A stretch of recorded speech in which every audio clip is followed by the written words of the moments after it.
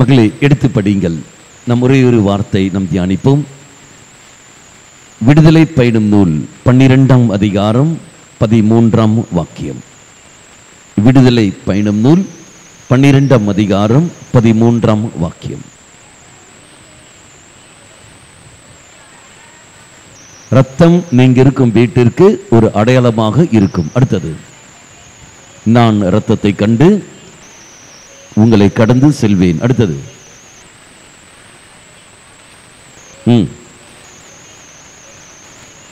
உங்கள் மேல் வராது. அப்ப நாம் பார்க்கின்றோம், ரத்தம் ஆனது உங்களுக்கு அடையாளமாக இருக்கும். என்ன அடையாளம் ரத்தம் நமக்கு தருகிறது? நமக்கு எல்லோருக்கும் தெரியும், ரத்தம் நமக்கு எங்கு கிடைக்கும்? பலிபீடத்தில். இயேசு கிறிஸ்துவின் தூய ரத்தம் பலிபீடத்தில். இங்கு நாம் பார்க்கின்ற பொழுது பழைய ஏற்பாட்டில் அங்கு எகிப்திலிருந்து மக்கள் போகிறார்கள். அங்கு பாஸ்கா விழா கொண்டாடப்படுகிறது. அது கொண்டாடுறதுக்கு முன்னாடியே ஆட்டின் ரத்தத்தை என்ன செய்கிறார்கள்? கதவு நிலையில் தடவுகிறார்கள். அதன் பிறகு வானத்தூர் கடந்து செல்லும் போது எங்கே ரத்தம் காண்கிறதோ அதை விட்டு போவார்கள். இது நமக்கு எல்லோருக்கும் தெரிஞ்ச விஷயம். அதான் பாஸ் ஓவர்னு சொல்ல காரணங்கள், அதான் பாஸ்கா என்று சொல்ல காரணங்கள். இப்போ அந்த ரத்தம் இருக்கிற காரணத்தினால் கொள்ளை நோயிலிருந்து அவர்கள் விடுதலை பெறுகிறார்கள், பாதுகாப்பு கிடைக்கிறது. கத்தோலிக்க திருச்சபை நமக்கு எவ்வாறு கற்றுத் தருகிறது? ரத்தம் ஆனது எனக்கு எப்படி பாதுகாப்பு தருகிறது? அது எனக்கு என்ன ஒரு அடையாளமாக மாறும்? பல விதத்தில் பல அடையாளமாக மாறுகிறது. ஒன்று, எடுத்துக்கொள்ளுங்கள், இரத்தம் ஆனது என்னுடைய எல்லா பாவத்திலிருந்து நான் விடுதலை பெறுவதற்கு ஒரு அடையாளமாக மாறுகிறது. அது எங்கிருந்து வருகிறது? பலியில். அப்போ திருப்பலியில் ஒரு நபர் பங்கெடுக்கின்ற பொழுது ஆத்மாத்மாக ஒரு நபர் நல்ல ஒரு கண்ணீரோடு நல்ல பாவசங்கத்திலும் செய்து அவன் பங்கெடுக்கின்ற சமயத்தில் அவன் விடுதலை பெற்ற மகளாக மாறிவிடுகின்றான். பாவத்திலிருந்தும் பாவச்சூழலிலிருந்தும் அவன் விடுதலை பெற்ற மகளாக அவன் மாறிவிடுகின்றான். எங்கே நாம் வாசிக்கிறோம்? நமக்கு எல்லோருக்கும் தெரிந்தது. எடுத்து படிங்கள். 1 யோவான் 1ஆம் அதிகாரம் 7ஆம் வாக்கியம். 1 யோவான் 1ஆம் அதிகாரம் 7ஆம் வாக்கியம்.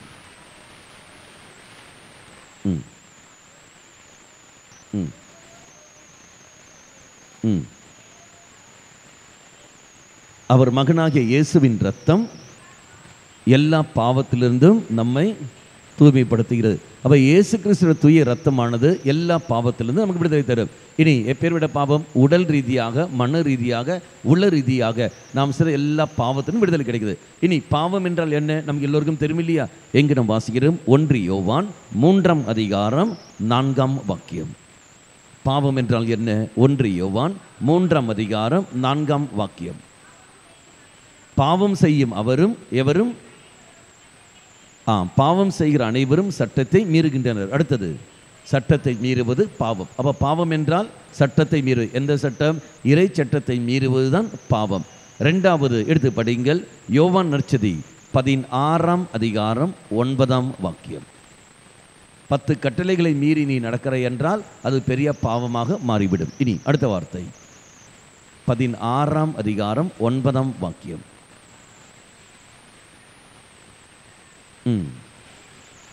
என்னிடம் நம்பிக்கை கொள்ளவில்லை. அப்படி என்றால் இயேசு கிறிஸ்து மீது நம்பிக்கை இல்லாமல் நீ வாழ்கிற என்றால் அது பெரிய பாவமாக மாறிவிடும். அப்ப கிறிஸ்து மேல் நம்பிக்கை இல்லாமல் நீ வாழ்கிற சமயத்தில் அது பாவமாக மாறிவிடும். மீண்டும் படிங்கள், மார்க்கு நற்செய்தி 3ஆம் அதிகாரம். மார்க்கு நற்செய்தி 3ஆம் அதிகாரம் 28 வாக்கியம் படிங்கள்.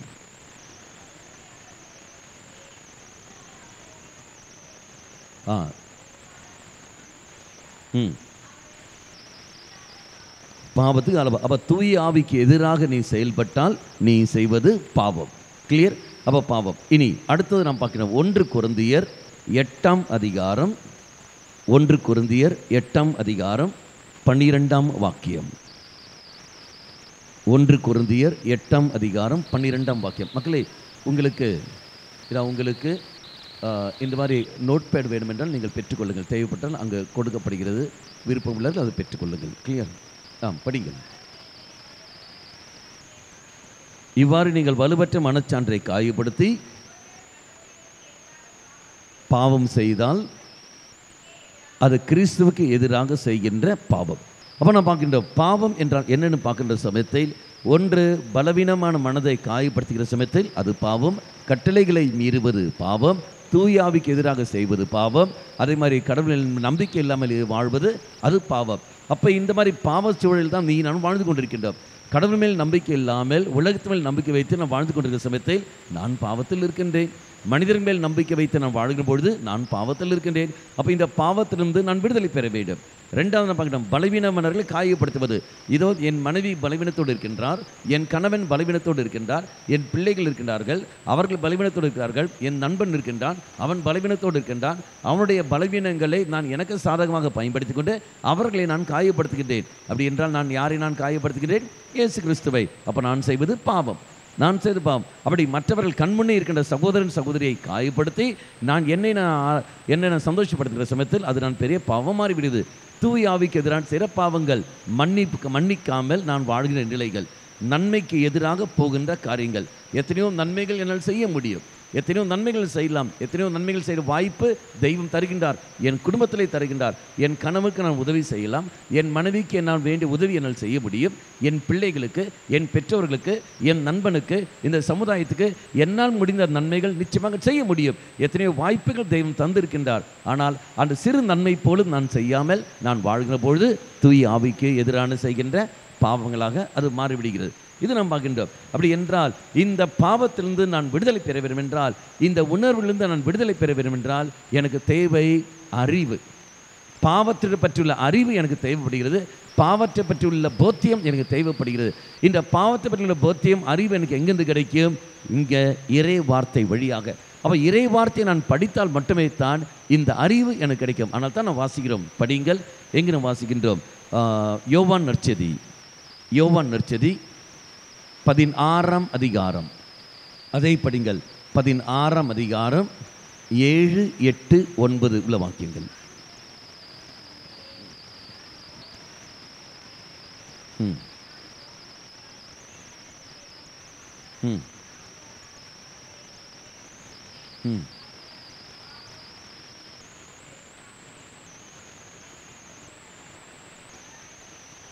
பாவம் பற்றி அவர் கொண்ட கருத்து தவறானது, நீதி பற்றி உள்ள கொண்ட கருத்து தவறானது, தீர்ப்பு பற்றி அவள் கொண்ட கருத்து தவறானது. யார் எனக்கு எடுத்து சொல்லுவார்? தூய ஆவியானவர் எனக்கு எடுத்து சொல்லுவார். அப்போ ஒவ்வொரு நாளும் நான் பைபிள் படிக்கிற சமயத்தில் யாருடைய துணை வேண்டி நான் படிக்க வேண்டும்? தூய ஆவியோட துணை வேண்டி நான் படிக்க வேண்டும். நிச்சயமா தூய அவரோட பாடல் பாடியோ அல்லது ஆவியானவரே என் மேல் இரக்கம் வையும், என் புத்தியை பிரகாசித்தரலும் என்று சொல்லிக்கொண்டு நீ பைபிள் படிக்கிற சமயத்தில் தெய்வம் உன் சூழலுக்கு ஏற்றபடியே, உங்கள் மனநிலைக்கு ஏற்றபடியே தெய்வம் என்ன செய்வார்? உங்களுக்கு வேண்டிய விதத்தில் அந்த சூழலுக்கு ஏற்றபடி உனக்கு அந்த சத்தியத்தை வெளிப்படுத்தி தருவார். ஆட்டோமேட்டிக்காக நம்மளை என்ன செய்ய முடியும்? நம்முடைய குடும்பத்தையும் சரி நம்மளை வழிநடத்த முடியும், நம்முடைய சமுதாயத்திலும் நம்மளை பாவம் இல்லாமலே வாழ முடியும். இதனுடைய அர்த்தங்கள். அவை இறைவார்த்தை வழியாக, தூயாவின் தூண்டுதல் வழியாக தெய்வம் நமக்கு வெளிப்படுத்துகிற சத்தியங்கள் தான் இதெல்லாம். அந்த வெளிப்படுத்தல் கிடைக்கிற பொழுது ஆட்டோமேட்டிக்காக நாம் என்ன செய்ய முடியும்?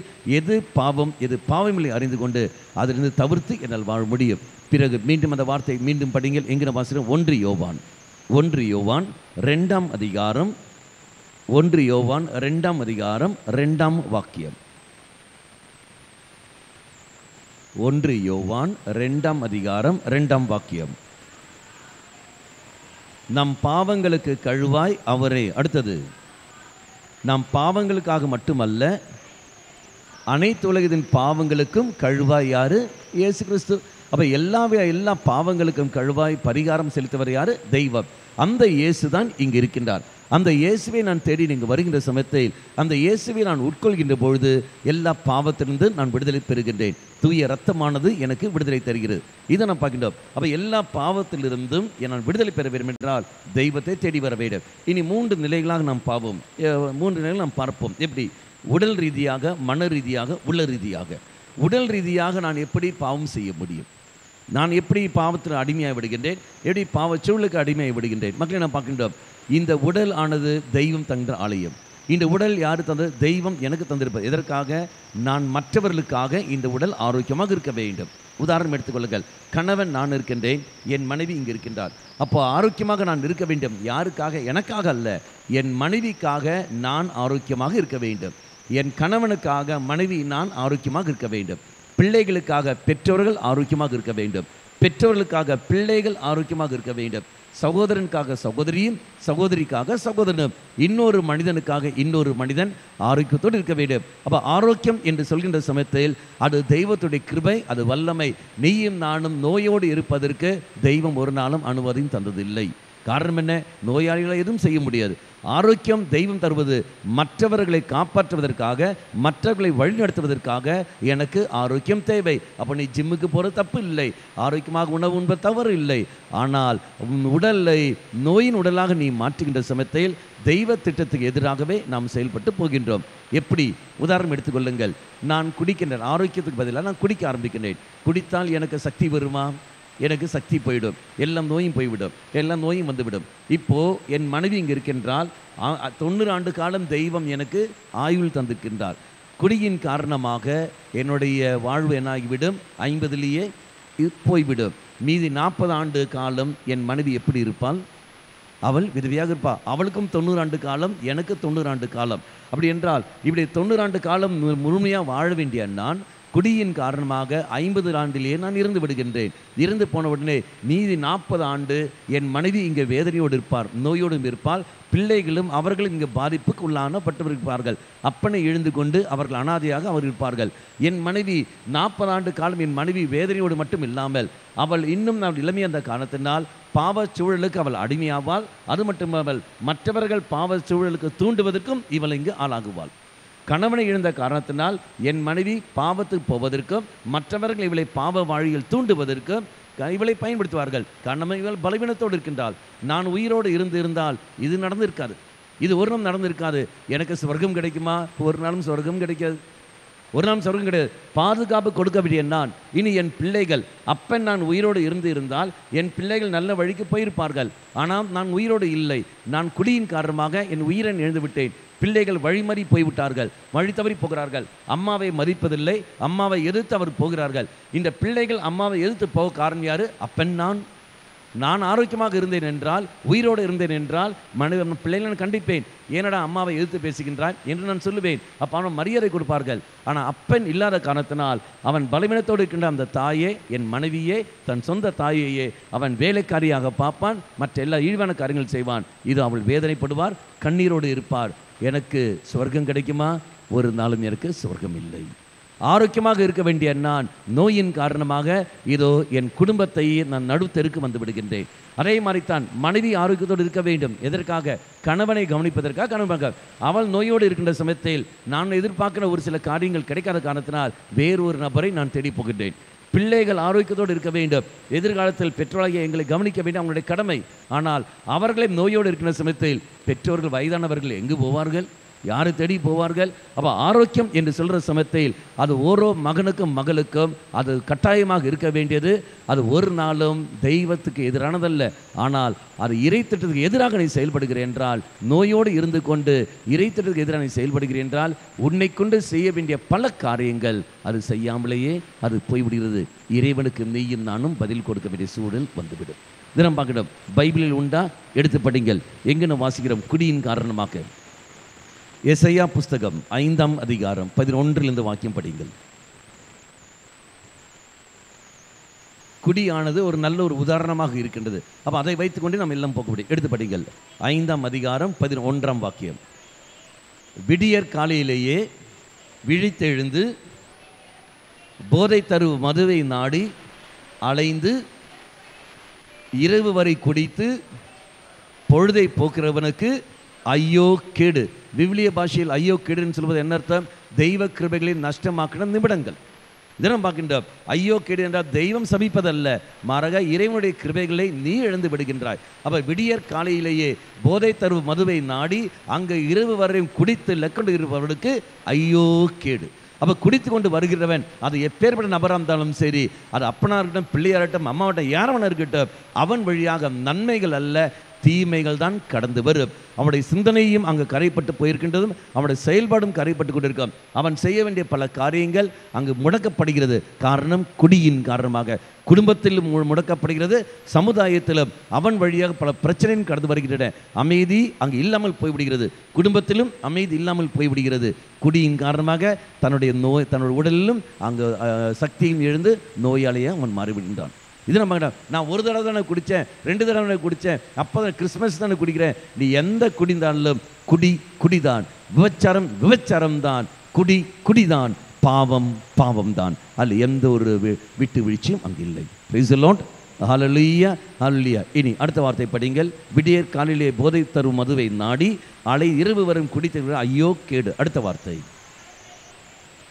பார்த்தீங்களா? அவர்கள் கேளிக்கை விருந்துகளில் கிண்ணறம், வீணை, தம்புரா, மதுபானம் இவையெல்லாம் உண்டு. ஆண்டவருடைய செயல்களை நினைவு கூறுவதில்லை. அர்த்தம் புரிஞ்சிச்சா? கேளிக்கை விருந்துகளில் அப்படின்னு சொல்லுவது அர்த்தம் என்ன? பார்ட்டி. இப்போ நடக்கிற பார்ட்டி, ஓரோ குடும்பத்திலும், கத்தோலிக்க குடும்பத்திலும் நடக்கிற பார்ட்டி. புது நன்மை வரட்டும். எனக்கு தெரிஞ்ச ஒரு வீட்டில் புது நன்மை, அப்போ புது நன்மைக்கு அங்கே போகிறார்கள். புது நன்மைக்கு அழைக்கிறாங்க. ஃபாதர், என் பிள்ளை புது நன்மை. காலையில் புது நன்மை பெற்றாங்க.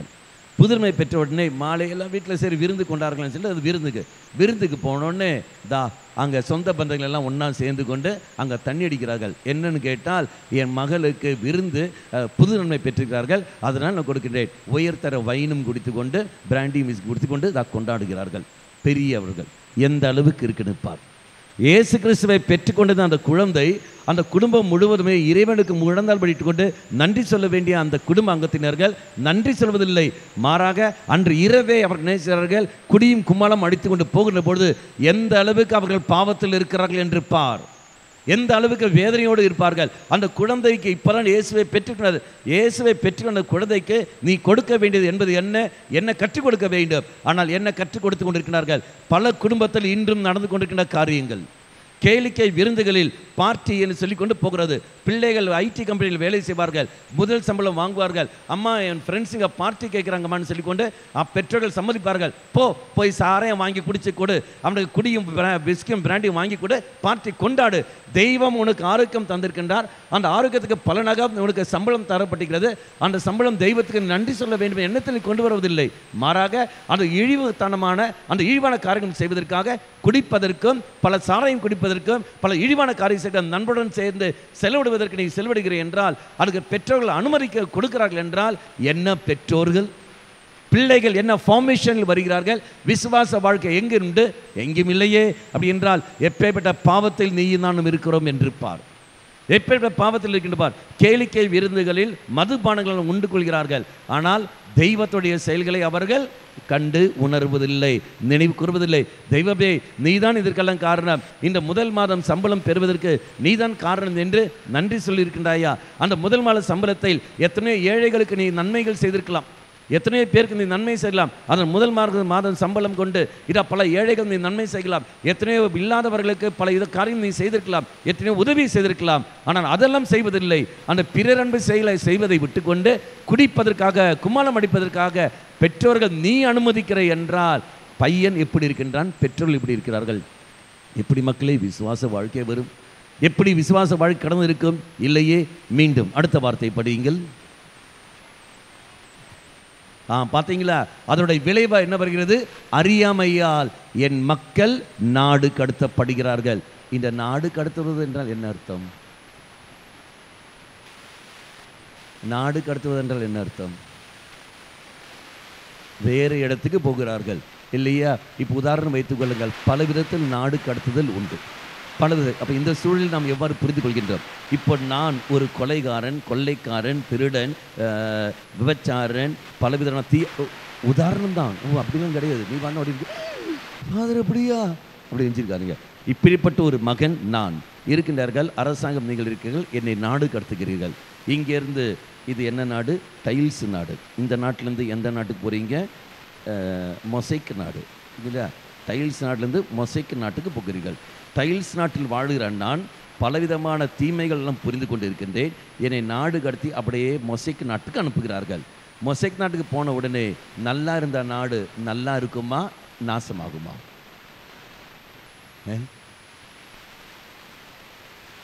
நல்லா இருக்குமா, நாசமாகுமா? நாசந்தனமாகும். என்னை டைல்ஸ் நாடு நல்லா இருக்குமா, நாசமாக போகுமா? அது நல்லா இருக்கும். நான் தான் வெளியே வந்துட்டேனே, என்னதான் நாடு கடத்தி விட்டார்களே. நல்லா இருந்த நாடு தான் நாசமாகும். நான் மாறிட்டேனா? எனக்கு அதை மாற்றம் ஏற்பட்டதா? எனக்கு ஒரு மாற்றம் இல்லை. அறியாமையால் என் மக்கள் நாடு கடத்தப்படுகிறார்கள் என்று சொல்கிற சமயத்தில் இதோ அறியாமையால் இவன் பாவத்துக்கு, பாவச்சூழலுக்கு, பாவ உலகத்திற்கு இதோ இவன் போய்கொண்டே இருக்கின்றான். தான் செய்வது என்னவென்று அறியாமலே அவன் போய்கொண்டே இருக்கின்றான். பாவ நிலையில் போய்கொண்டே இருக்கின்றான் ஒழிய அவன் அதுக்கு அடிமை நிலையில் அவன் போய்விடுகின்றான் ஒழிய அதிலிருந்து விட்டு வருவதற்கான வழி அவனுக்கு தெரிய. என் பிள்ளைகள் அறியாமையால் நாடு கடத்தப்படுகின்றார்கள், பாவத்திலிருந்து விடுதலை பெறுவதில்லை, பாவச்சூழ்நிலை விடுவதில் பெறுவதில்லை. அதே பாவத்திலிருந்து இருக்கிறார்கள். இங்கே இருந்து கொண்டு அவன் அதே வட மக்களே டைல்ஸ் உலகத்தில் உள்ளதான் பாவம் செய்ய முடியும், மொசைக் உலகத்தில் நிறைய பாவங்கள் செய்ய முடியும், நீ கடந்து வான்னு சொல்லிக்கொண்டு இங்கே இருந்து மொசைக் உலகத்துக்கும் நல்லா கொண்டு போகிறார்கள். ஏற்கனவே பாவத்தில் இருக்கிறது காரணத்தினால் என் மக்கள் நேராக இங்கேருந்து போகிறார்கள். நன்மையிலிருந்து நேராக தீமைக்கு இது அவர் போய்விடுகிறார்கள். நேராக அடிமைத்தனத்துக்கு அவர்கள் போய்விடுகிறார்கள். தெய்வமல்லையே இதுக்கெல்லாம் காரணங்கள். குடிப்பழக்கத்துக்கு மட்டும் அடிமையாக இருந்தவன் குடிப்பழக்கத்துக்கு மட்டும் அடிமையாக இருப்பதில்லை, அவன் போதை பழக்கத்துக்கும் அவன் அடிமையை விடுகின்றான். போதை பழக்கத்துக்கு மட்டும் அடிமையாக இருப்பதில்லை, அவன் பெண் பழக்கத்திற்கும் பல இச்சைகளுக்கும் அடிமையாக விடுகின்றான். அதற்கு மட்டும் அடிமையாக இருப்பதில்லை, மாறாக பைசா விரும்புவதற்காக அவன் திருட ஆரம்பிக்கின்றான், பொய் சொல்ல ஆரம்பிக்கின்றான். இன்னும் அது கிடைக்காத காரணத்தினால் கொலைக்கும் அவன் செய்ய துணிந்து விடுகின்றான். ஆட்டோமேட்டிக்காக ஒரு சிறு பாவம் அறியாமையால் நாடு கடத்தப்படுகிறார்கள். கடைசியில் ஜெயிலில் போய் டம் விழுந்த உடனே ஐயோ ஆண்டவரே நான் பாம்புண்ண எங்கே ஆரம்பிச்சதுன்னு பாரு. அறியாமையால் என் மகன் நாடு கடத்தப்படுகிறான், அறியாமையால் என் பையன் என் மகள் இதோ பாவத்துக்கு மேல் பாவம் செய்து செய்து செய்து அந்த பாவ உணர்வு இல்லாமலேயே அப்படியே போய்கொண்டே இருக்கிறார்கள். ஆனால் தான் வார்த்தை கூறுகிறது, வெளிப்பாடு புஸ்தகம் 3ஆம் அதிகாரம் 1ஆம் வாக்கியம். வெளிப்பாடு புஸ்தகம் 3ஆம் அதிகாரம் 1ஆம் வாக்கியம் நமக்கு எல்லோருக்கும் தெரிந்த வாக்கியம். அது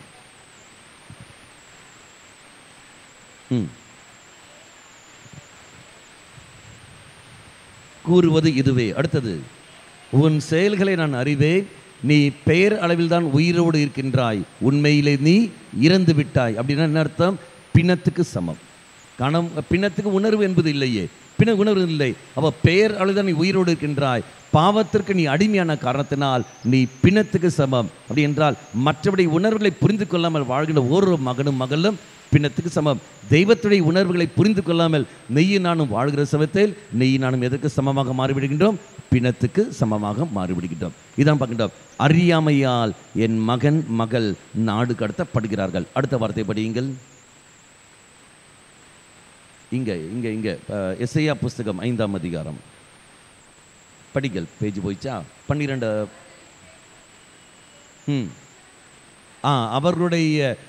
அவர்களில் பெரு மதிப்புள்ளோர் என்ன ஆகிறார்கள்? பசியால் மடிகின்றார்கள். அப்படின்னு என்ன அர்த்தம்? பொருளாதார நெருக்கடிகள், பசி, உணவு உனக்கு தேவை, உணவு உனக்கு தேவை, அந்த உணவு இல்லாத காரணம் பசியை மடிகின்றார். ஊதாரி மகளுடைய உவமையை பாருங்கள்.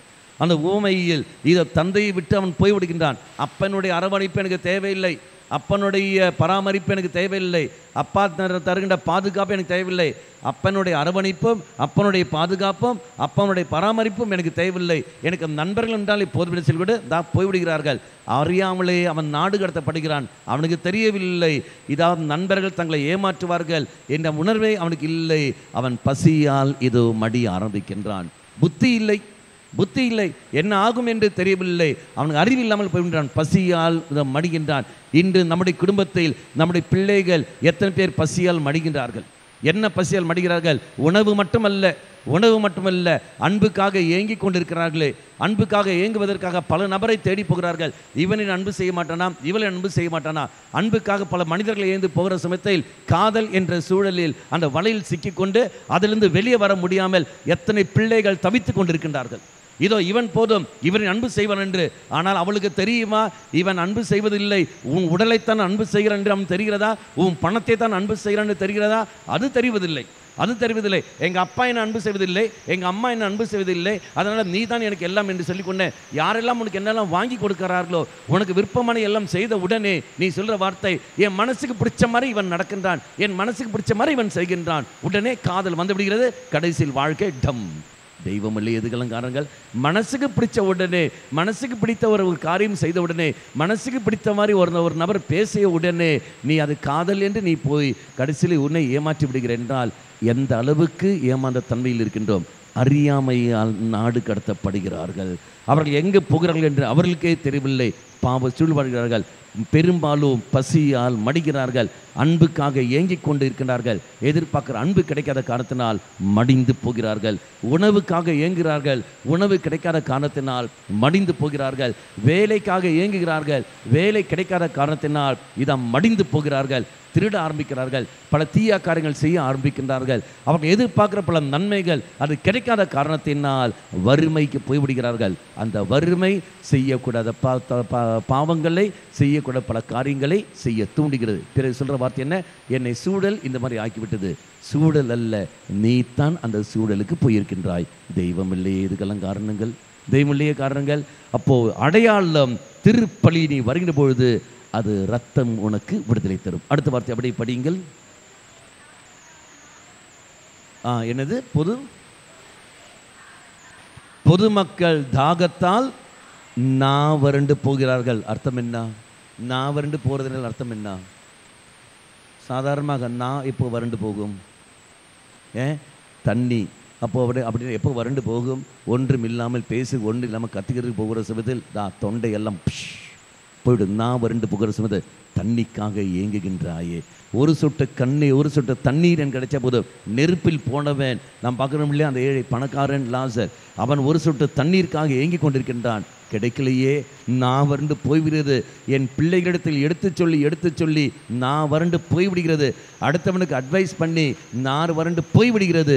எத்தனையோ நன்மைகள் எடுத்து சொல்லியும் கேட்காமல் போய்விடுகிறார்களே, வறண்டு போயிடுது. உதவி கேட்டு கரங்களை உயர்த்தினேன், குரலை எழுப்பினேன், தெய்வமே என்று குரலை எழுப்பினேன். வறண்டு போய்விட்டது. என்னுடைய மன்றாட்டு அங்கு கேட்கப்படவில்லை. பைபிள் உண்டா? உங்களுக்கு எல்லோருக்கும் தெரியும் இல்லையா? எங்கு வாசிக்கின்றோம்? எசையா. இந்த பேச்சு அப்படி வைங்கள். எசையா புஸ்தகம் 1ஆம் அதிகாரம் 15ஆம் வாக்கியம். எசையா புஸ்தகம் 1ஆம் அதிகாரம் 15ஆம் வாக்கியம்.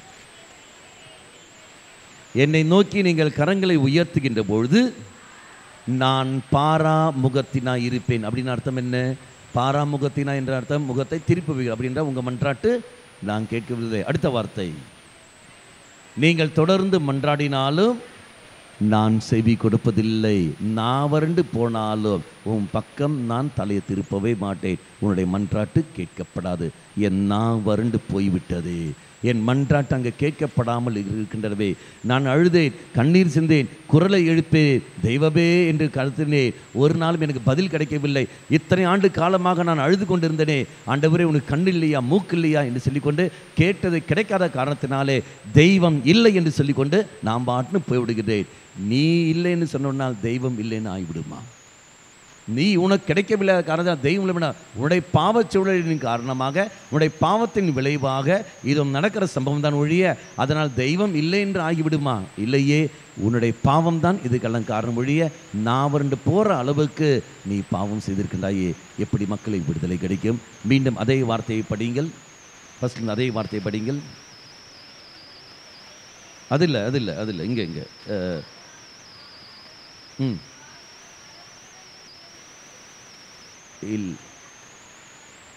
13ஆவது வாக்கியம் படிங்கள்.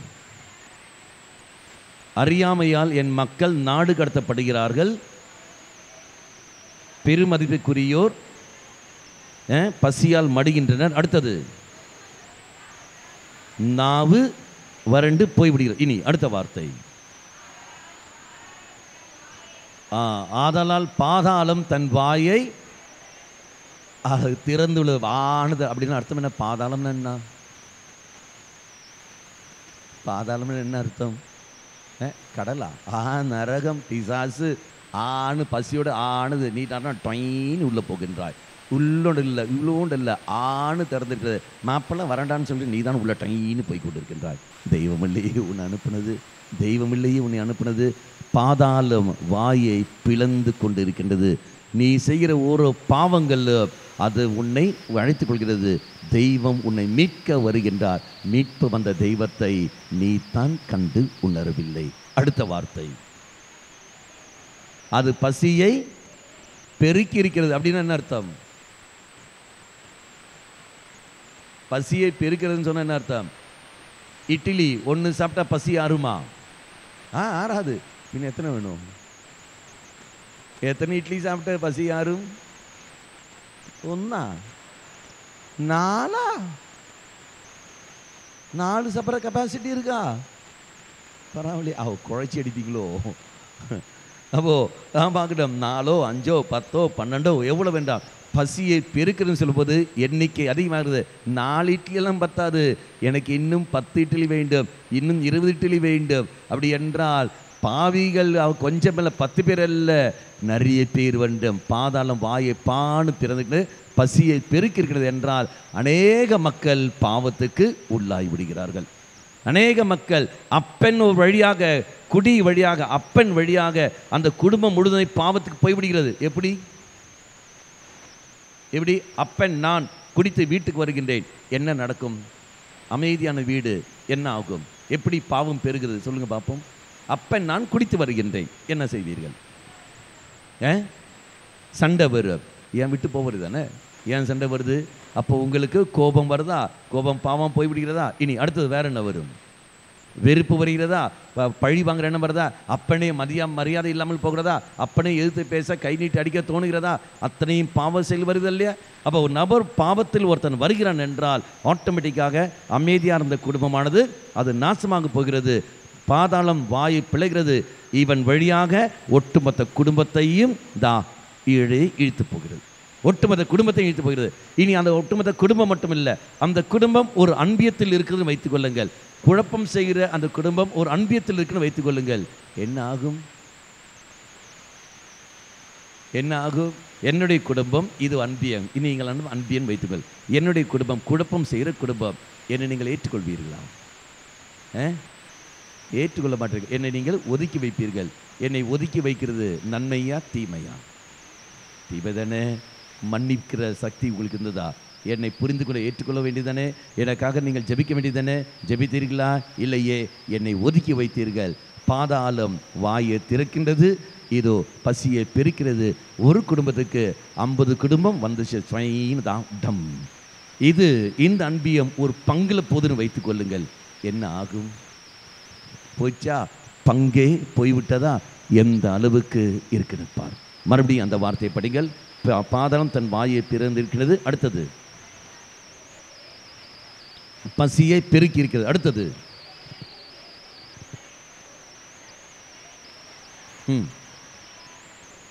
யாராவது ஒருத்தர் படிகள்.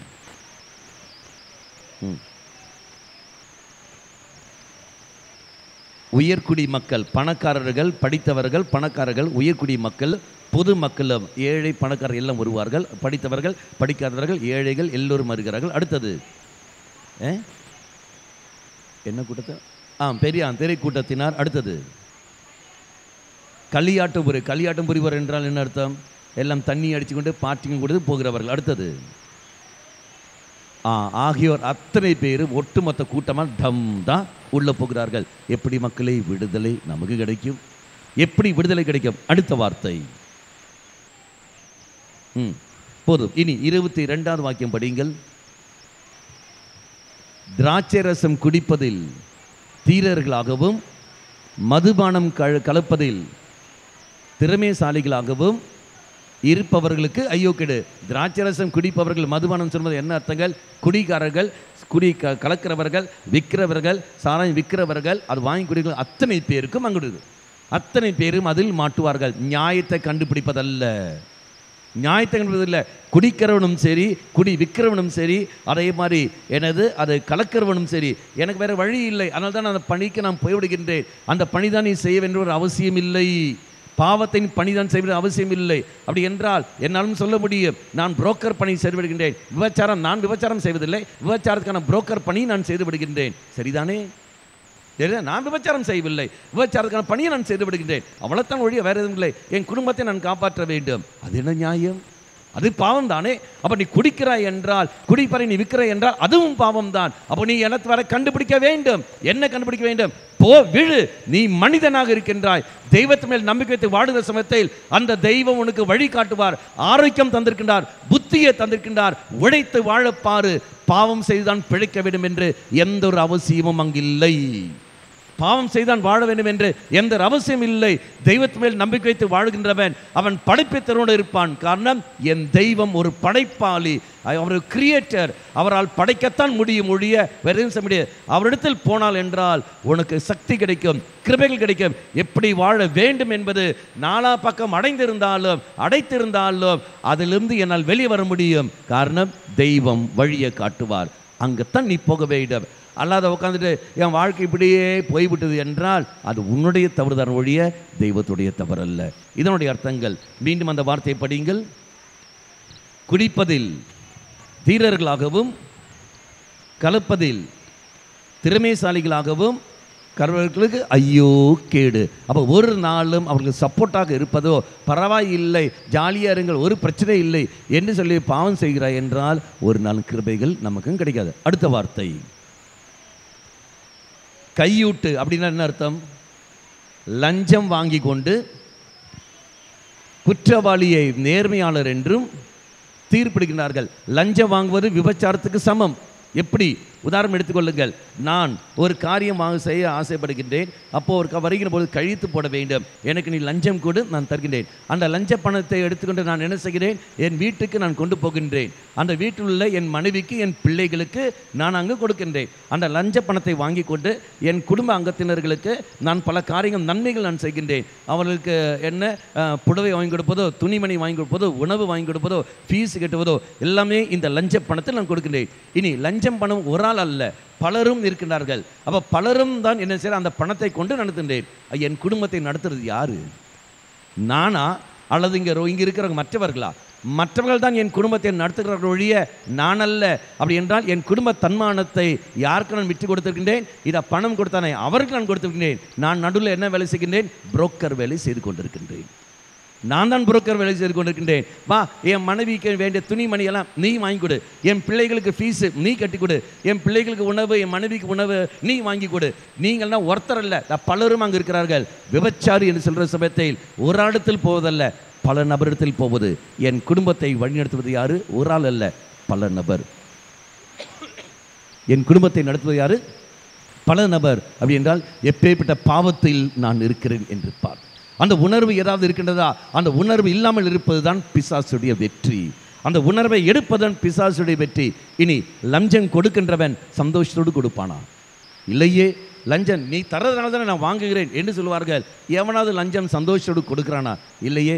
அவன் வேதனையோடு கொடுக்கின்றான். அப்படி வேதனையோடு கொடுக்கிற சமயத்தில் அவனோட வேதனை உனக்கு சேரும். ஒருத்தரிலேயே பலரும் தருகிறார் என்றால் பலருடைய வேதனையும் அவருடைய காயங்களும் அவருடைய பாவங்கள் அத்தனையும் எனக்கு சேருகின்ற பொழுது அந்த கண்ணீரும் வேதனை எனக்கு சேரும்போது என் குடும்பம் நன்றாக இருக்குமா? அதுவும் நாரித்தான் கிடைக்கும் ஒழிய ஒரு நாளும் நன்மை வராது. ஆனால் தான் சீராக்கு புஸ்தகத்தில் நாம் வாசிக்கின்றோம் 21ஆம் அதிகாரம் 8ஆம் வாக்கியம்.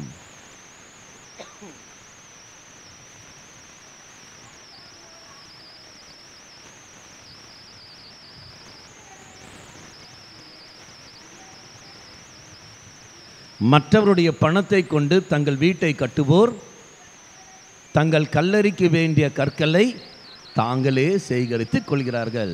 அர்த்தம் கொத்தாய்த்தா? அர்த்தம் புரிஞ்சிச்சா? மனசில் ஐயோ சாரே, என்னது அர்த்தம்? மற்றவர்களை பணத்தை கொண்டு தங்கள் வீட்டை கட்டுவோர் தங்கள் கல்லறைக்கு வேண்டிய கற்களை தாங்களே சேகரித்துக் கொள்கிறார்கள்.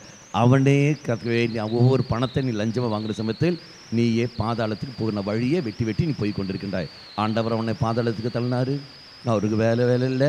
இனி மறுபடியும் எசையா புஸ்தகத்துக்கு வந்து விடுங்கள். 5ஆம் அதிகாரம் அடுத்த வார்த்தை படிங்கள். 23 கையூட்டு வாங்கி கொண்டு நேர்மை என தீர்ப்பிடுகிறார்கள். அடுத்தது நீதி கிடைப்பதற்கு தடை செய்கிறார்கள். அதானே இந்த நாட்களில் நடந்து கொண்டிருக்கின்றது. எத்தனை பேர் நீதிக்காக போராடி கொண்டிருக்கிறார்கள். நீதி கிடைக்காமல் எத்தனை பேர் நீதிமன்றம் போய் அலைந்து கொண்டிருக்கிறார்கள். ஒரு ஏழைக்கு நீதி கிடைக்க மாட்டேங்குது, ஆனால் அதே ஒரு பணக்காரனுக்கும் எல்லாம் வந்துவிடுது. இவன் திருடினால், ஒரு 1000 ரூபாய் திருடினால் என்றால் இதோ அவனுக்கு சிறை தண்டனை. ஆனால் அதே கோடிக்கணக்கில் திருடினால் என்றால் அவனுக்கு ஒன்றும் கிடையாது, அவனுக்கு எல்லாமே லோன்னு சொல்லி கொண்டு தான் கிழித்து போடுகிறார்கள். நீதி எங்கு கடந்து வருகிறது?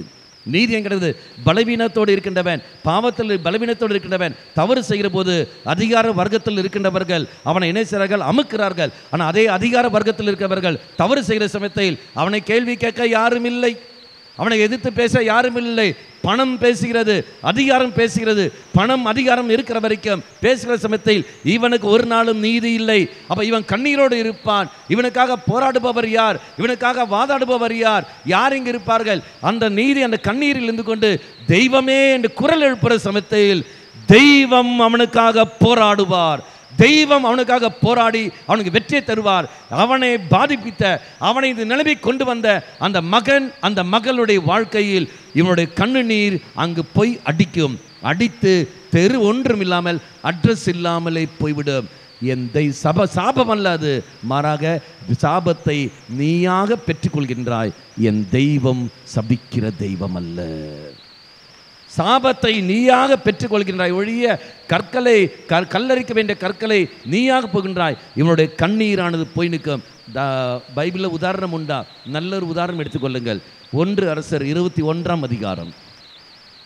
1 அரசர் 21 அதிகாரம் 1 முதல் எழுத்து வாக்கியங்கள்.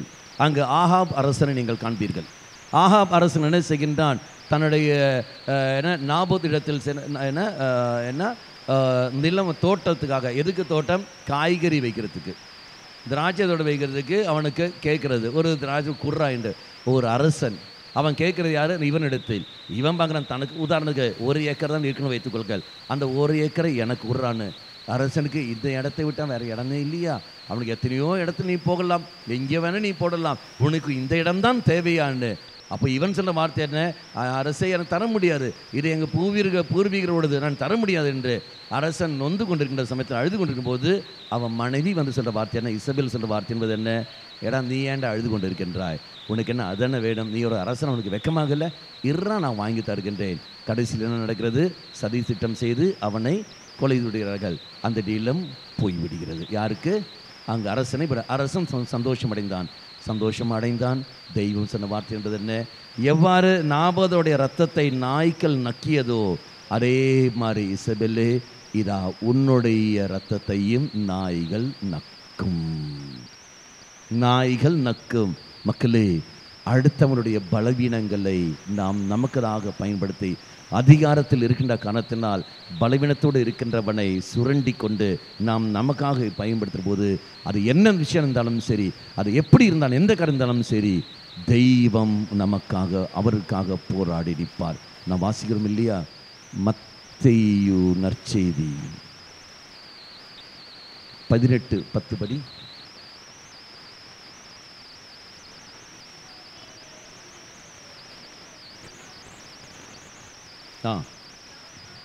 இந்த சிறியோரில் ஒருவரையும் நீங்கள் இழிவாக கருத வேண்டாம், கவனமாயிருங்கள்.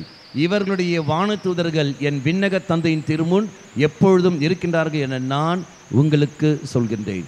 இந்த சிறியோரில் ஒருவரையும் நீங்கள் இழிவாக கருத வேண்டாம். பலவீனத்தோடு இருக்கிறவர்கள், இது இதில் இருக்கிறவர்களை நீ ஒரு நாளும் நீ இழிவாக கருதாதே. இவர்களுடைய வானதூதர்கள் இதா பரிந்து பேசிக் கொண்டிருக்கிறார்கள். மக்களே, தெய்வம் அடிப்பார். பல விதத்தில் கடந்து வரும். அது உன்னுடைய குடும்ப அங்கத்தினர்கள் வழியாக கடந்து வரலாம், அன்றாட நிகழ்வுகள் வழியாக கடந்து வரலாம், உன்னுடைய தொழில்கள் வழியாக கடந்து வரலாம். பல விதத்தில் அது கடந்து வரும். இறைவனல்ல அதுக்கெல்லாம் காரணங்கள். பாவத்தை நீயாக பெற்றுக்கொள்கின்றாய். என் தெய்வம் சபிக்கிற தெய்வம் அல்ல, மாறாக அந்த பாவத்திலிருந்து உன்னை விடுவிக்கின்ற தெய்வம். தீமை நீயாக பெற்றுக்கொள்கின்ற வழிய தெய்வமெல்லாம் இதுக்கெல்லாம் காரணங்கள். நீ அழிஞ்சு போடா என்று சொல்றதல்ல. நீ இவனை ஏமாற்றிருக்கின்றாய், அதனால் நீ சாக வேண்டும். நீ இவனை காயப்படுத்தியிருக்கின்றாய், அதனால் நீ அழிக்க உன்னை தண்டிக்கின்றேன் அல்ல தெய்வம். மாறாக நீ இவனை காயப்படுத்துகிறாயே, இவனை எல்லாம் நீ காயப்படுத்தியது அவன் உருவில் என்னைத்தான் நீ காயப்படுத்தியிருக்கின்றாய். ஏன் அவனை என்னை காயப்படுத்துகிறாய்? உன்னை நான் மன்னிக்கின்றேன், அறியாமல் செய்திருக்கின்றாய். மன்னிக்கின்ற தெய்வம் தான் நம்முடைய தெய்வம் ஒழிய சபிக்கிற தெய்வம் அல்ல. பிற சாபம் எப்படி வந்துவிடுகிறது? நீ தீமைக்கு துணை போன காரணத்தினால் தீமை உன்னை ஆட்கொண்டிருக்கிறது. தீமை உன்னை ஆட்கொண்டு காரணத்தினால் பாவ காரியங்களை நீ செய்வாய், பாவ காரியம் சிந்திப்பாய். என் தெய்வம் சபிக்கிற தெய்வம் அல்ல, இரக்கம் காட்டுகிற தெய்வம், மன்னிக்கின்ற தெய்வம், அன்பு செய்கிற தெய்வம். அதான் பாருங்கள், அந்த பாவத்தில் இருந்தவன், அந்த சாபத்தில் இருக்கின்றவன் ஓடி வந்து பலிப்படத்தில் வந்து தெய்வமே என்னை மன்னித்து விடு என்று சொல்கிற சமயத்தில் அந்த தெய்வம் சபிக்கிறாரா? இல்லையே, மன்னிப்பு கொடுத்து ஏற்றுக்கொள்கின்றார். இதுதான் தெய்வம், இதான் நம் தெய்வம். மறுபடியும் எசையா புஸ்தகம் படிங்கள். பார்த்தீங்களா, நெருப்பு தணல் வைக்கோலை எரித்து சாம்பல் ஆக்குவது போல, காய்ந்த புல் தீக்கு இரையாக்கி தீந்து போயிருப்பது போல ஆணிவேர் அழிந்து போகும். அர்த்தம் புரிஞ்சிச்சா? ஆணிவேர்னு என்ன? வம்சமே, ஃபவுண்டேஷனே போய்விடும். நீ செஞ்ச பாவத்தின் காரணமாக பாதிப்பு யாருக்குன்னு பாரு. இனி அடுத்த வார்த்தை, ஆணிவேர் அழிந்து போகும். அடுத்தது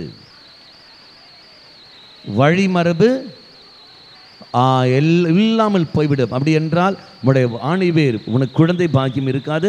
அது மட்டும் இல்லாமல் பல பிரச்சனைகள், பிள்ளைகளுடைய பிரச்சனைகள், பல தாறுமாற பிரச்சனைகள் கடந்து வரும். அடுத்த வார்த்தை,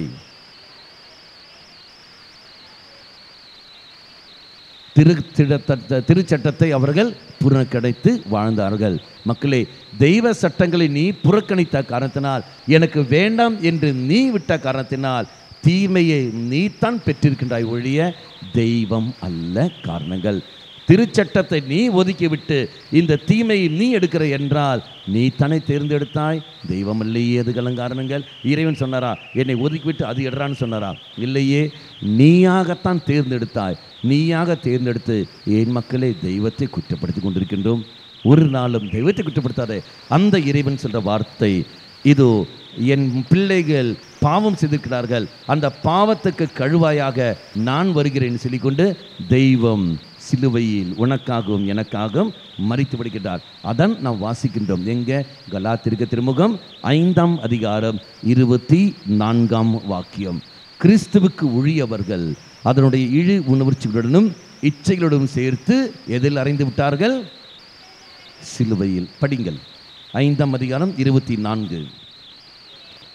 கிறிஸ்து இயேசுவுக்கு உரியவர்கள் தங்கள் ஊன் இயல்பை அதன் இழிவு உணர்ச்சிகளுடனும் இச்சைகளுடன் சேர்த்து சிலுவையில் அறைந்து விட்டார்கள். அப்போ இழு உணர்ச்சிகளும் இச்சைகளும் சேர்த்து சிலுவையில் அறைந்து விட்டார்கள். அப்போ அந்த இழு பாவ உணர்வோடு இருந்து, பாவ சிந்தனையோடு இருந்து கொண்டு நான் என்ன செய்கிறேன்? அத்தனை இயேசு சிலுவையில் அறைந்து விட்ட காரணத்தினால் நான் அந்த சிலுவை வழியாகவே நான் மீட்பு பெறுகின்றேன். அப்போ சிலுவை என்பது எனக்கு மீட்பு. அந்த சிலுவையில் இயேசு ரத்தம் சிந்துகின்றார், அந்த ரத்தம் எனக்கு மீட்பு தருகிறது. அப்போ திருப்பலியில் பங்கெடுக்கின்ற ஒரு நபர் அவர் மீட்பை பெற்றுக்கொள்கின்றார். ரத்தம் ஆனது எதனுடைய அடையாளம்? திருப்பலி எதனுடைய அடையாளம்? எல்லா பாவத்திலிருந்து நான் விடுதலை பெறுவதற்கான ஒரு அடையாளமாக மாறிவிடுகிறது. இத்தனை பாவங்கள் நான் செய்தேன், உடல் ரீதியாக நான் செய்த எல்லா பாவம், இந்த பாவத்திலிருந்து எல்லாம் நான் விடுதலை பெறுகின்றேன். இது ஒன்று. ரெண்டாவது பாவம் ஒன்று உண்டு. எங்க? இச்சை உணர்வுகள். இச்சை உணர்வுகள் பயங்கரமான பாவங்கள், பயங்கரமான பாவங்கள். எடுத்து படிங்கள். எங்கு நாம் வாசிக்கின்றோம்? ரோமியருக்கு திருமுகம் 6ஆம் அதிகாரம். ரோமியருக்கு திருமுகம் 6ஆம் அதிகாரம் 12 முதலுள்ள திருவாக்கியங்கள். உடல் ரீதியான சொல்கிற பொழுது, ஒன்று என் உடல் ஆரோக்கியத்தோடு இருக்க வேண்டும், ஆரோக்கியத்திற்கு எதிராக நான் போனேன் என்றால் அது பாவமாக மாறிவிடுகிறது. ரெண்டாவது இச்சை உணர்வு. படிங்கள்.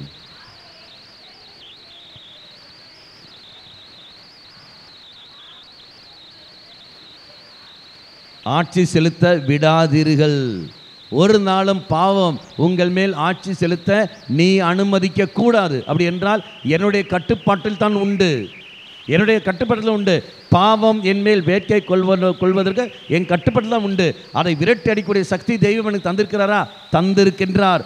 எங்க? நமக்கு எல்லோருக்கும் தெரியும் இல்லையா? அந்த பேச்சு அப்படியே வைத்துக் கொள்ளுங்கள். லூக்கா நற்செய்தி 10ஆம் அதிகாரம் 19ஆம் வாக்கியம். பாம்புகளையும் தேள்களையும் மிதிக்கவும் பகைவரின் வல்லமை அனைத்தும் வெல்லவும் நான் உங்களுக்கு அதிகாரம் தந்திருக்கின்றேன்.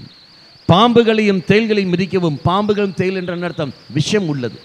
விஷம் உள்ளது. அப்படி என்றால் அந்த விஷமுள்ள பேச்சுக்கள், விஷமுள்ள செயல்பாடுகள், விஷமுள்ள மனிதர்கள், அவர்களிருந்து உன்னை விடுதலை வைக்க, அவர்களை அடையாளம் கண்டு கொண்டு அவர்களிருந்து நீ காப்பாற்ற வேண்டும். எப்படி? நான் உனக்கு புத்தியை தந்திருக்கின்றேன், அறிவை தந்திருக்கின்றேன். எது நன்மை எது தீமைன்னு உனக்கு தெரியாதா? அவன் ஏமாற்றுகிறானா இல்லையானா உனக்கு தெரியாதா? எது உனக்கு பொய்ன்னு உண்மைன்னு உனக்கு தெரியாதா? உனக்கு அறிவு இருக்கு இல்லையா?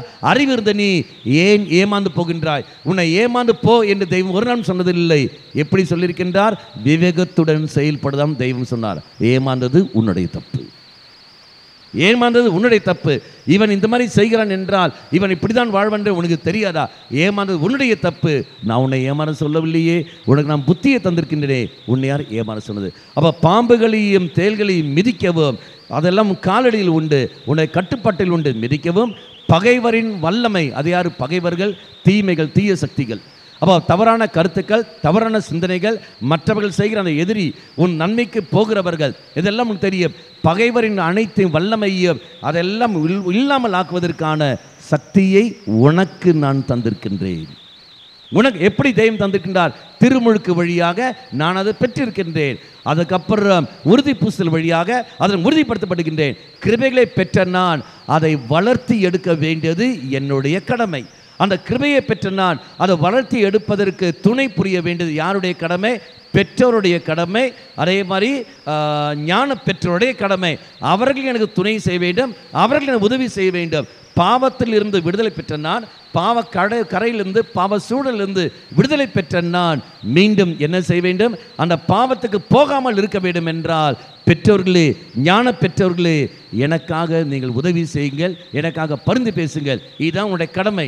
ஆனால் பெற்றவர்களும் அங்கு துணை புரிவதில்லை, ஞான பெற்றவர்களும் துணை புரிவதில்லை. அவர்களும் அதே பாவத்திற்கு சமயத்தில் இந்த ஆன்மாவை நஷ்டம் ஆகி போய்விடும். யாருக்கு கணக்கு கொடுக்க வேண்டும்? நீ தான் மாட்டுவாய், நீ தான் மாட்டுவாய். எந்த ஒரு நொண்டி சாக்கும் செல்வதற்கும் அங்கு இடமில்லை. இதான் மக்களை நாம் பார்க்கின்றோம். அடுத்த வார்த்தை படியுங்கள். பகைவர் அனைத்தும் வெல்லவும் நான் உனக்கு அதிகாரம் தந்திருக்கிறேன். கிளியர். அப்போ தீமைகளும் தீய சக்திகளையும் வெல்லவும், பகைவர் அனைத்து உனக்கு நான் அதிகாரம் தந்திருக்கிறான். அந்த அதிகாரத்தை எடுத்து நீ பயன்படுத்து. அப்போ தீமைகளை வெல்லக்கூடிய சக்தி உனக்கு நான் தந்திருக்கிறேன். நன்மைகள் எது கண்டுபட்டு அது கேட்டபடி இச்சைகளுக்கு அடிமையாகாது. மறுபடியும் அந்த வார்த்தையை படிங்கள். 12ஆம் வாக்கியம் படிங்கள். இங்கே ரோமியர் 6:12. உடலின் இச்சைகளுக்கு கீழ்ப்படிய செய்யும் பாவம் சாவின் மேல் ஆட்சி செலுத்த விடாதீர்கள். அப்போ உன் கையில் உண்டு, நீ தான் கட்டுப்பாட்டில் கொண்டு வர வேண்டும். கிளியர். இனி அடுத்த வார்த்தை. நீங்களோ உங்கள் உறுப்புக்களை தீவினையின் கருவிகளாக பாவத்திற்கு ஒப்பு கொடுத்து விடுகிறீர்கள். பார்த்தீங்களா? உங்கள் கருவிகளை தீவினையின் கருவிகளாக பாவத்திற்கு உங்களே நீங்கள் விட்டு கொடுக்கிறீர்கள். நீ தான் விட்டு கொடுக்கிறாய் ஒழிய தெய்வம் சொல்லவில்லை. நீ போய் பாவம் செய்யன்னு சொல்லவில்லை. நீ தான் ஒரு தெய்வம் தந்த உறுப்புக்களை பாவத்துக்கு நீ விட்டு கொடுக்கின்றாய். உடலில் உள்ள அந்த உறுப்புக்களை பாவ சிந்தனைக்கும் நீ தான் விட்டு கொடுக்கின்றாய். எப்படி? சுயன்பம் செய்வதன் வழியாக, தவறான படங்கள் பார்ப்பதன் வழியாக பாவ காரியங்கள் செய்வதற்கு நீ விட்டு கொடுக்கின்றாய். பிறகு செய்த பாவத்தை நியாயப்படுத்துகின்றாய். இமோஷன்ஸை வெளியிட வேண்டும் ஃபாதர், அதனால பிரச்சனை இல்லை. ஸோ மாஸ்டர்பேஷன் அது ஒரு தவறும் இல்லை என்று சொல்லிக்கொண்டு மருத்துவ ரீதியாக, சைக்காலஜியாக நீ கடந்து வந்து கொண்டு செய்கிற பாவத்தை நீ நியாயப்படுத்தி கொண்டிருக்கின்றாய். எந்த அளவுக்கு நீ இருக்கிறாய் என்று பார். எந்த அளவு இருக்கிறாய்ப்பாய்? மருத்துவம் சொல்லும். என்னது? உதாரணம் எடுத்துக்கொள்ளுங்கள். கோபப்படுறது பாவமா பாவம் இல்லையா? நான் உதாரணம், நான் உங்களை கொலை செய்கின்றேன், நான் ஒரு நபரை கொன்று விட்டேன், பாவமா பாவம் இல்லையா? மருத்துவர் வந்து சொல்லுவார் அது பாவம் இல்லை என்று. எனக்கு காரணம் ஈஸியாக சொல்ல முடியும். அவனுடைய உடலில் அந்த ஒரு உணர்வு ஏற்படுது. அந்த ஹார்மோன்ஸ் எல்லாம் வந்த காரணத்தினால் அவனுக்கு அவனை வந்துட்டு அந்த சிந்தனையை தூண்டுகிறது, அந்த கொலை செய்ய தூண்டுகிறது ஒழிய அவன் நல்லவன் தான். அந்த ஹார்மோன்ஸ் எல்லாம் ஒரு என்சைம் சுரபிகள் அவனை தூண்டு விடுகிறது தான் விட்டதா. சைக்காலஜிஸ்ட் வருவார்கள். அவன் நல்லவன் தான். அந்த சூழலானது அவனை அடிமைப்படுத்தி விடுகிறது. அவனுடைய மனமானது பலவீனமாகி விடுகிறது. அந்த பலவீனத்தின் காரணமாக என்ன செய்யறன்னு சிந்திக்கவில்லை. அப்போ அந்த மனமானது அவனை அந்த கொலைக்கு தூண்டுகிறது. அவன் நல்லவன் தான் ஒழிய மற்றபடி இல்லை. தான் மருத்துவம் வந்தது, சைக்காலஜிஸ்டும் வந்தது. இன்றைக்கி பேப்பர் எடுத்து பார்த்தாலே சும்மா சர்வசாதாரணமாக போய்விட்டது. பாவம் என்றால் கொலை, ஒரு பிரச்சனை இல்லை, ஒரு பிரச்சனையும் இல்லை என்று தான் போய்விடுகிறது. பாவம் அப்படியே டைல்யூட் ஆகிவிடுகிறது. இன்னொரு வார்த்தை நான் சொல்கின்றேன், உங்களுக்குள் தீமை இருக்கு, இது கேட்கறதுக்கு நல்லா இருக்கா? உனக்குள் பேய் இருக்கு, இது கேட்கறதுக்கு நல்லா இருக்கா? இது நல்லா இருக்கு கேட்கறதுக்கு. தீமை பேய் இருக்குன்னு சொன்னா எப்படி வருது? இல்லை, ரெண்டும் ஒன்று தானே, ரெண்டும் ஒன்று தானே. அதான் பாவத்துடைய வெற்றி, அதான் பாவத்துடைய, அதான் டைல்யூட் பண்ணி பாவத்துடைய வெற்றி. அதான் வாசிக்கிறோம் மார்க் நற்செய்தி 7ஆம் அதிகாரம் 7ஆம் வாக்கியம்.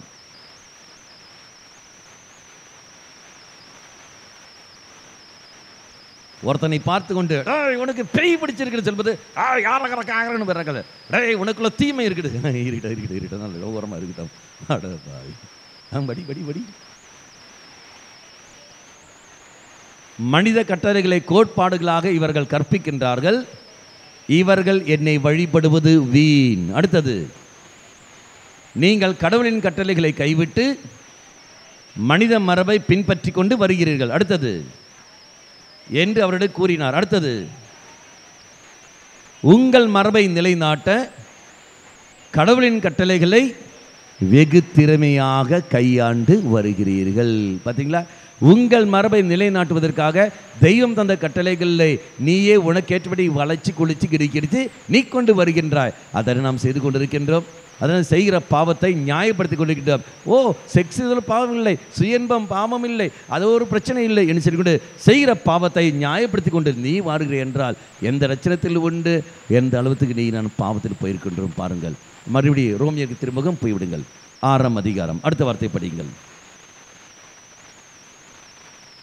பேச்சு போயிடுச்சு. 12 படிங்கள், மறுபடியும் 12 படிங்கள்.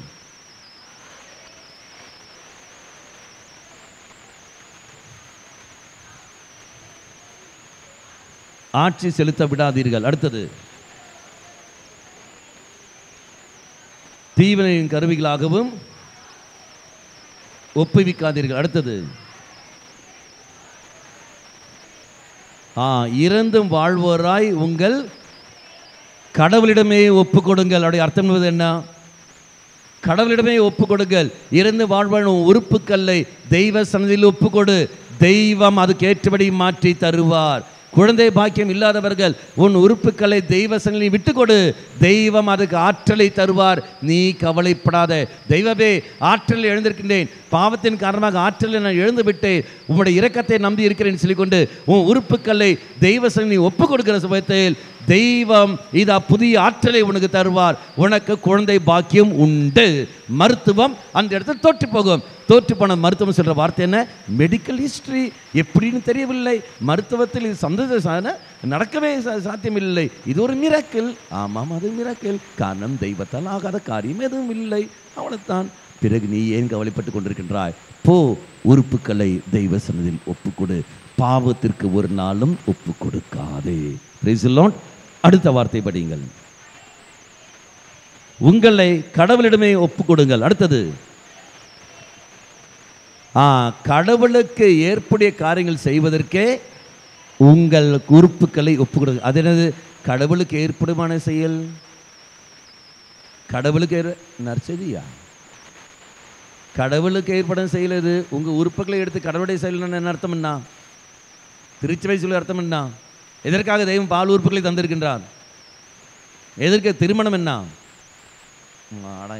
ரெண்டு பழுகி பெருகி மக்களை பெற்றெடுப்பதற்கு, மக்களை பெற்றெடுப்பதற்கு.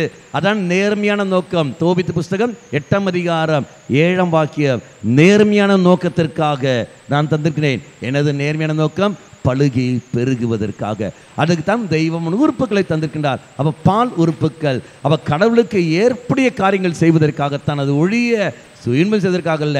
அப்ப கணவன் மனைவி புனிதமான அந்த தாம்பத்திய உறவு மேற்கொண்ட பொழுது அவர்களுக்கு நிச்சயமாக குழந்தைகள் உண்டு.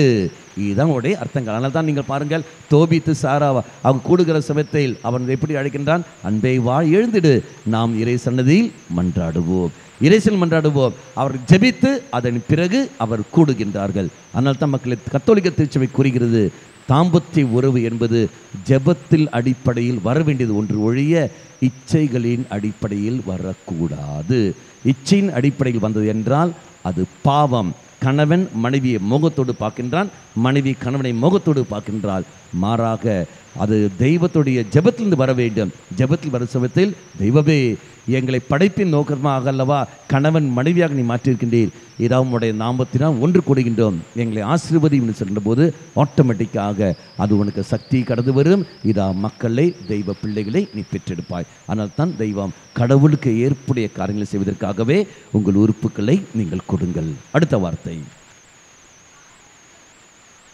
பாவம் உங்கள் மேல் ஆட்சி செலுத்த விடாதீர்கள். பாவம் ஒரு நாளும் உங்கள் மேல் ஆட்சி செலுத்த நீ விடக்கூடாது.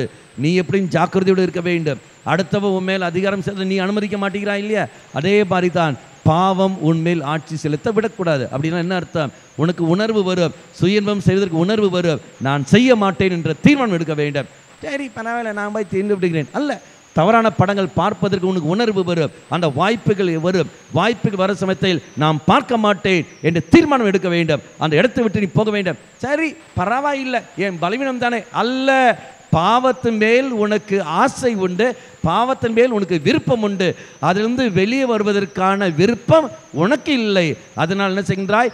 பலவீனம் என்ற வார்த்தையை பயன்படுத்தி கொண்டு செய்கிற பாவத்தை நியாயப்படுத்தி கொண்டு நீ பாடு ஜகதக ஜலக ஜலக ஜலகம் செய்து கொண்டிருக்கின்றாய். மக்களை விடுதலை கிடைக்குமா? ஒரு சுக்கும் கிடைக்காது. எல்லாம் அப்படிதான் இருக்கும். பாவம் உண்மையில் ஆட்சி செலுத்த ஒரு நாளும் நீ விடக்கூடாது. உன்னுடைய ட்ரெஸ் கோடு நீ கபடி. நீ செய்கிற ஒரு காரியங்களை நல்ல ட்ரெஸ்ஸை நீ போடு, ஒரு பிரச்சனை இல்லை. ட்ரெஸ்ஸில் பிரச்சனை இல்லை, உன்னுடைய மனநிலையில் தான் பிரச்சனை. உன்னுடைய ஆட்டிடியூட் மாற வேண்டும். ஆட்டிடியூட் மாறிவிட்டது என்றால் எல்லாமே கிளியராக போய்விடும். அடுத்த வார்த்தை, ஏனெனில் இப்போது நீங்கள் பாவத்தின் சட்டத்துக்கு உட்பட்டவர்கள் அல்ல, மாறாக அருளின் ஆட்சிக்கு உட்பட்டவர்கள். நீங்கள் பாவத்தின் பிள்ளைகள் அல்ல, தெய்வத்துடைய பிள்ளைகள். அப்போ தெய்வத்துடைய பிள்ளைகள் என்றால் அதுக்கு ஏற்றபடி நீ நடக்க வேண்டும். நஞ்சா முஞ்ச மாதிரி இருக்கக்கூடாது, நஞ்சா முஞ்சா இருக்கக்கூடாது. இப்போ நீ ஒரு பணக்காரனாக இருக்குன்னு வைத்துக்கொள்ளுங்கள், இவன் நடை பேச்செல்லாம் எப்படி இருக்கும்? இப்போ நீ அமெரிக்காவில் இருக்கிறான்னு வைத்துக்கொள், உன் பேச்செல்லாம் எப்படி இருக்கும்? அமெரிக்காக்காரன் தமிழ் பேசும்போது எப்படி இருக்கும்? அது நீங்கள் பேசலாம், ஒரு பிரச்சனை கிடையாது. வாயில் 2-3 சாக்லேட் தூக்கி உள்ளே போடுங்கள், விழுங்காத. உள்ளே ஒரு உண்டை மாதிரி ஒன்று வச்சுக்கோ, லட்டு வச்சுட, உள்ளே போட்டு தமிழ் பேசி போகிறோம். அவன் பாப்பா இருக்காங்க, நல்லா இருக்காங்களா, அப்புறம் ஒரே காத்தா வரும், வரும். ஈஸியாக முடிஞ்சு போயிடுச்சு. இங்கிலீஷ் பேசணும்னா வாயில் 2-3 கோலியை போட்டுரு, கோலியில் அது போயிடுச்சு, ரொம்ப போயிடும். வேறு எதாவது போட்டு இங்கிலீஷ் பேசி பாரு, தலைபொறி விஷயம் ஒன்றும் கிடையாது. நீ வாயில் தெரிஞ்ச நம்ம ஊர் இங்கிலீஷ் மாதிரி பேச, சாமி ஐயோ நல்லா கீறீங்களா? அப்போ நீ தான் அருளின் ஆட்சிக்கு உட்பட்டவனாக நீ இருக்கின்றாய். தெய்வத்துடைய பிள்ளைகள் என்றால் அதுக்கேற்றபடி நீ செயல்படு. அடுத்த வார்த்தை, அதுதான் தெய்வத்துக்கு ஏற்றபடி நீ வாழப்பாரு. பிரைஸ் தி லார்ட், அல்லேலூயா. இதோ இந்த எரிக்கோ ஜெபத்தில் முழுமையாக விட்டுக் கொடுங்கள், முழுமையாக விட்டுக் கொடுங்கள். பாவத்திலிருந்து தெய்வம் விடுதலை தருகின்றார். திருப்பலி வழியாக, அனைத்து தூய இரத்தத்தின் வழியாக எனக்கு விடுதலை தருகின்ற தெய்வம் தான் இந்த தெய்வம். ஆக இந்த தெய்வம் என்னுடன் இருக்கிறார் என்றால், அந்த இறைவன் இரத்தத்தின் வழியாக விடுதலை தருகிறார் என்றால், அந்த இரத்தம் இந்த பலிபீடத்தில், ஆண்டவரே இந்த எரிக்கோ வழியாக நான் கடந்து வருகின்றேன். எவ்வாறு எரிக்கோ நகரானது தகர்க்கப்பட்டதோ அதை போல் என்னை சுற்றி இருக்கின்ற எல்லா பாவங்களிலும் இந்த நொடியில் தகர்ந்து போகட்டும் என்று சொல்லிக்கொண்டு தாகத்தோடு நாம் பாடி ஜெபிப்போம். Price the lord, hallelujah, hallelujah.